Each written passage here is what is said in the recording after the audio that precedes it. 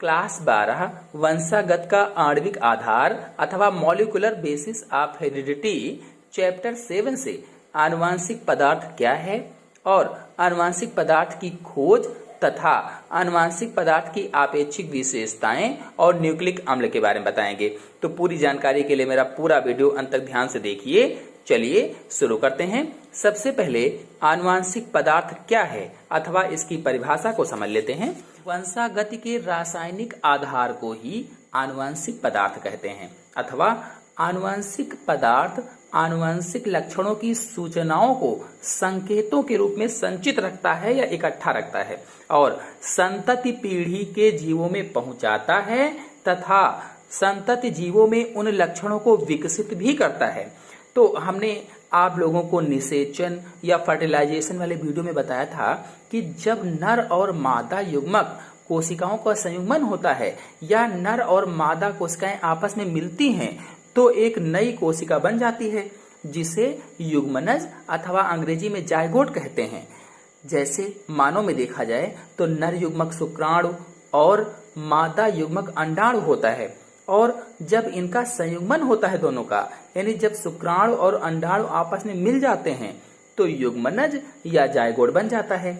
अब ये जो जायगोट बना या बार बार विभाजित होता है और इसमें सेल डिवीजन होने से एक धीरे धीरे करके बड़ा जीव बन जाता है।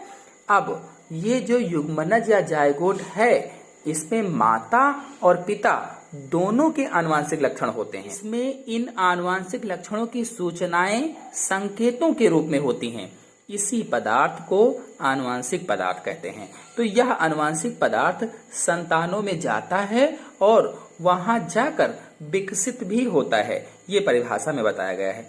तो कुल मिलाकर के कहें तो ऐसा पदार्थ जो माता पिता के लक्षणों को उनकी संतानों में ले जाता है आनुवांशिक पदार्थ कहलाता है। परिभाषा आपको समझ में आ गई होगी। चलिए अब आनुवांशिक पदार्थ की खोज का संक्षिप्त इतिहास जान लेते हैं।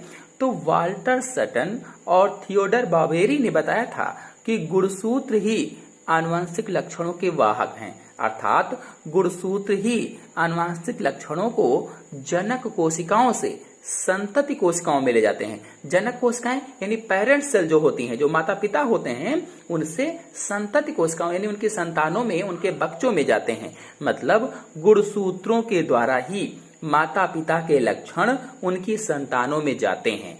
गुणसूत्र न्यूक्लियो प्रोटीन्स के बने होते हैं। गुणसूत्र किसके बने हैं? तो न्यूक्लियो प्रोटीन्स के बने होते हैं, जिसमें क्या क्या होता है? 40% न्यूक्लिक अम्ल होता है। गुणसूत्रों में 40% न्यूक्लिक अम्ल और 60% प्रोटीन पाई जाती है। वैज्ञानिकों ने निष्कर्ष निकाला कि जो ये गुणसूत्र हैं या क्रोमोसोम हैं, ये दो चीजों से मिलकर बने होते हैं। कौन कौन से? न्यूक्लिक अम्ल और प्रोटीन। न्यूक्लिक अम्ल मैंने बताया 40%, प्रोटीन 60%, यानी प्रोटीन ज्यादा होती है। अब जब ये दो चीजों से मिलकर बने थे तो ये हुआ कि इन्हीं दोनों चीजों में से कोई एक पदार्थ आनुवांशिक पदार्थ होगा या आनुवांशिक पदार्थ से जुड़ा होगा। अब आगे वैज्ञानिकों ने न्यूक्लिक अम्ल और प्रोटीन्स में से किसे माना कि आनुवांशिक पदार्थ है, ये जान लेते हैं। तो प्रोटीन अणुओं की संरचनात्मक व क्रियात्मक विविधता और कोशिकाओं में प्रोटीन की प्रचुरता के आधार पर बहुत समय तक वैज्ञानिक प्रोटीन को ही आनुवांशिक पदार्थ मानते रहे। यानी जो प्रोटीन अणु हैं, इनकी संरचनात्मक और क्रियात्मक विविधता को देखते हुए और कोशिकाओं में प्रोटीन की प्रचुरता को देखते हुए, यानी कोशिकाओं के अंदर प्रोटीन ज्यादा मात्रा में थी, इन सब चीजों को देखते हुए वैज्ञानिकों ने प्रोटीन्स को ही आनुवांशिक पदार्थ माना। बहुत दिनों तक ये जानते हैं कि यही आनुवांशिक पदार्थ है, लेकिन प्रोटीन्स में स्व-द्विगुणन की क्षमता नहीं होती है, यानी ये स्वयं द्विगुणित नहीं होता है, ये इसमें विभाजन नहीं होता है, अतः ये आनुवांशिक पदार्थ का कार्य नहीं कर सकते हैं। इसलिए बाद में वैज्ञानिकों ने क्या कहा कि ये इसमें चूंकि स्व-द्विगुणन नहीं होता है, इसलिए ये आनुवांशिक पदार्थ का कार्य नहीं कर सकते हैं। तो अब कौन कौन से वैज्ञानिक थे जिन्होंने बताया कि कौन से आनुवांशिक पदार्थ है? बाद में ग्रिफिथ, एवरी, मैकलियोड, मैकार्टी तथा हर्शे व चेज ने प्रयोगों द्वारा स्थापित किया कि आनुवांशिक पदार्थ न्यूक्लिक अम्ल है, ना कि प्रोटीन्स। यानी इन लोगों ने, इन वैज्ञानिकों ने ये तय किया बहुत सारे प्रयोग किए और प्रयोगों के आधार पर ये निष्कर्ष निकाला कि जो आनुवांशिक पदार्थ है ये न्यूक्लिक अम्ल है, प्रोटीन आनुवांशिक पदार्थ नहीं है। तो कुल मिलाकर के यहाँ अब तय हो गया कि आनुवांशिक पदार्थ न्यूक्लिक अम्ल होते हैं, प्रोटीन्स नहीं होते हैं। चलिए अब न्यूक्लिक अम्ल की खोज कैसे हुई, यानी डिस्कवरी ऑफ न्यूक्लिक एसिड के बारे में जान लेते हैं। वैज्ञानिक फ्रेडरिक माइसर ने पस कोशिकाओं के केंद्रक से एक ऐसे रासायनिक पदार्थ को अलग किया जिसमें फास्फोरस की मात्रा अधिक थी। यानी जो वैज्ञानिक फ्रेडरिक माइसर थे, इन्होंने पस कोशिकाओं से, पस जो मवाद वगैरह निकलती है, इसकी कोशिकाओं के केंद्रक से एक ऐसे रासायनिक पदार्थ को निकाला, अलग किया जिसमें फास्फोरस की मात्रा अधिक थी और सल्फर बिल्कुल नहीं था। जो पस कोशिकाएं थी उसके केंद्रक से ऐसे पदार्थ को निकाला जिसमें फास्फोरस की मात्रा ज्यादा थी और सल्फर बिल्कुल नहीं था, क्योंकि प्रोटीन्स में सल्फर अवश्य हो सकता है और फास्फोरस नहीं। लेकिन अगर प्रोटीन्स को देखा जाए तो इसमें सल्फर जरूर होता है, फास्फोरस नहीं हो सकती है, अतः यह पदार्थ प्रोटीन नहीं हो सकता है। इसको देखते हुए वैज्ञानिकों ने बताया कि जो प्रोटीन है ये आनुवांशिक पदार्थ नहीं हो सकता है, यानी प्रोटीन आनुवांशिक पदार्थ नहीं है, ये यहाँ पर तय हो गया। अब बचा न्यूक्लिक अम्ल, तो यही आनुवांशिक पदार्थ है, वैज्ञानिकों ने कहा। यानी हमने आपको शुरू में बताया था कि गुणसूत्र न्यूक्लियो प्रोटीन्स के बने होते हैं और गुणसूत्रों में 40% न्यूक्लिक अम्ल और 60% प्रोटीन थी। तो प्रोटीन का काम तो वैज्ञानिकों ने खत्म कर दिया कि ये आनुवांशिक पदार्थ नहीं है। अब बचा केवल न्यूक्लिक अम्ल, तो यही आनुवांशिक पदार्थ है, ये बिल्कुल तय हो गया, क्लियर हो गया। तो न्यूक्लियस से प्राप्त होने के कारण फ्रेडरिक माइसर ने इस पदार्थ को न्यूक्लिन नाम दिया। चूंकि ये न्यूक्लियस से प्राप्त हुआ था, यानी पस कोशिकाओं के केंद्रक से प्राप्त हुआ था, इसलिए फ्रेडरिक माइसर ने कहा कि ये न्यूक्लिन है, इसका नाम बताया न्यूक्लिन है। अम्लीय प्रकृति के आधार पर एल्टमान ने न्यूक्लिन को न्यूक्लिक अम्ल कहा। अब चूंकि इसकी प्रकृति कैसी थी, अम्लीय थी, एसिडिक थी, इसलिए वैज्ञानिक एल्टमान ने कहा कि न्यूक्लिन न्यूक्लिक अम्ल है। अब एल्टमान जो थे, इन्होंने बताया कि न्यूक्लिक अम्ल है।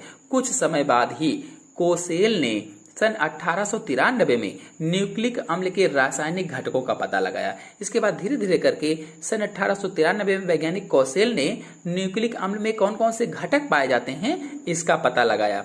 इसके लिए कोसेल को सन 1910 में नोबेल पुरस्कार से सम्मानित किया गया, या उनको नोबेल पुरस्कार मिला। शीघ्र ही यह भी पता चल गया कि कोशिकाओं में 2 प्रकार के न्यूक्लिक अम्ल पाए जाते हैं। अब वैज्ञानिकों ने धीरे धीरे करके ये भी पता लगा लिया कि कोशिकाओं में कितने प्रकार के न्यूक्लिक अम्ल होते हैं, तो कहा 2 प्रकार के न्यूक्लिक अम्ल पाए जाते हैं। तो न्यूक्लिक अम्ल कितने प्रकार के होंगे? 2 प्रकार के। कौन कौन से? पहला डीएनए और दूसरा आरएनए।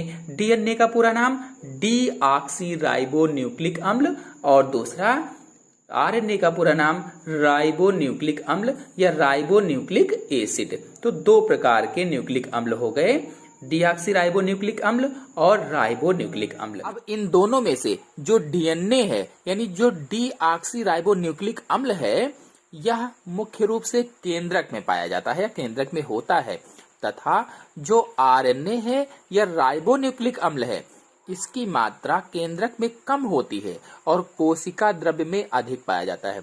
यानी डीएनए कहाँ पाया जाएगा? मुख्य रूप से केंद्रक में, और आरएनए की मात्रा कहाँ? केंद्रक में कम, लेकिन कोशिका द्रव्य में अधिक होती है। और बता दें आपको कि कुछ वायरसों में आरएनए, किंतु अन्य वायरसों में डीएनए आनुवांशिक पदार्थ होता है। यानी कुछ ऐसे वायरस होते हैं जिसमें आरएनए पाया जाता है, लेकिन कुछ ऐसे भी होते हैं जिसमें डीएनए आनुवांशिक पदार्थ पाया जाता है। तो बहुत सारे प्रयोगों के द्वारा सिद्ध हुआ है कि डीएनए ही आनुवांशिक पदार्थ होता है। चलिए अब आनुवांशिक पदार्थ की कुछ आपेक्षिक विशेषताओं को जान लेते हैं कि कौन कौन सी विशेषताएं इसमें होनी चाहिए। तो पहला है, आनुवांशिक पदार्थ सभी कोशिकाओं में मिलना चाहिए। जो आनुवांशिक पदार्थ है, हेरिडिटरी मटेरियल है, ये सभी कोशिकाओं में मिलना चाहिए। फिर दूसरा है, एक जीव की सभी कोशिकाओं में तथा एक जाति के सभी जीवों में आनुवंशिक पदार्थ की मात्रा समान रूप से होनी चाहिए। यानी जो एक जीव है उसकी सभी कोशिकाओं में होना चाहिए समान रूप से, और अगर एक जाति के जीवों को देखा जाए तो एक जाति के जीवों में आनुवंशिक पदार्थ की मात्रा समान रूप से होनी चाहिए। फिर अगला है, इसमें संरचनात्मक विविधता या स्ट्रक्चरल डाइवर्सिटी होनी चाहिए। तो जब स्ट्रक्चरल डाइवर्सिटी होगी उसमें, तो इतने सारे जीव पाए जाते हैं, लाखों करोड़ों जीव जातियां पाई जाती हैं, तो उनकी संरचनात्मक विविधताओं को ये सूचनाओं के रूप में संचित रख पाएगा। फिर जो अगला है, इसमें संरचनात्मक स्थिरता होनी चाहिए, यानी स्ट्रक्चरल स्टेबिलिटी होनी चाहिए। कहने का मतलब ये है, संरचनात्मक स्थिरता होने से, स्ट्रक्चरल स्टेबिलिटी होने से एक जाति के सभी जीवों में वंशागत होने वाली जो संचित सूचनाएं होती हैं वो एक समान रहेंगी और जीव जातियों का जो व्यक्तित्व है वो बना रहेगा। यानी जो एक जाति के जीव हैं उनमें जो वंशागत होने वाली सूचनाएं हैं वो एक जैसी होंगी और जो जीव जातियां हैं उनका व्यक्तित्व भी एक जैसा रहेगा, बना रहेगा। अगला है, आनुवांशिक पदार्थ में स्व-द्विगुणन की क्षमता होनी चाहिए, या स्व-द्विगुणन को प्रतिकृतिकरण कहा जाता है, तो इसकी क्षमता होनी चाहिए। फिर अगला है, इनमें अपनी प्रतिलिपियों को संतान में प्रेषित करने की विशेषता होनी चाहिए, यानी संतान में वो उसको भेज सकें, ये विशेषता होनी चाहिए ताकि इनके जो गुण हैं वो उनकी संतानों में आ जाएं, तो ऐसी विशेषताएं इनमें होनी चाहिए।